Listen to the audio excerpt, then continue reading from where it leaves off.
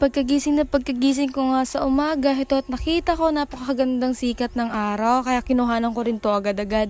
At pagkababa nga namin, ikinuha na rin agad to ng nanay si Puching. At ang saya nga ng puso ko kapag nakikita kong ganyan yung pamilya ko, lalong-lalo na pagdating sa anak ko. Mahal na mahal nga talaga nila at hindi ko yan maikakaila. Kaya swerte nga tayong mga anak na kahit na may mga sarili na tayong pamilya, ay nandyan pa rin sila nakagabay sa atin. Nga yung pinagpapasalamat at heto nga't mag-aalmusal na kami. Itong alsuman nga ay sariling gawa ito ng nanay, kaya pag sure na napakasarap nito at sariling gawa rin ng sausawan, kaya mapapasarap ang kain ko nito. Heto nga't kumain na rin ako at nagsimula na rin kami magkape.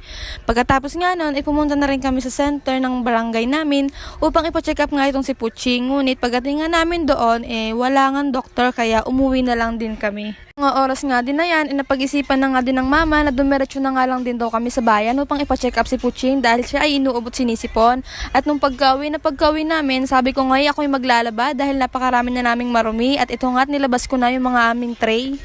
Nung nailabas ko na nga lahat ng tray, inisa-isa ko na nga lang din alisin yung mga damit na sa pagkakaipit. Mamaya, pagkatapos maglaba, magamit nga itong mga hanger at maya-maya umuwi yung asawa ko at kami na rin yung nagsundo sa mga pamangkin ko. Yun lang, salamat sa panonood.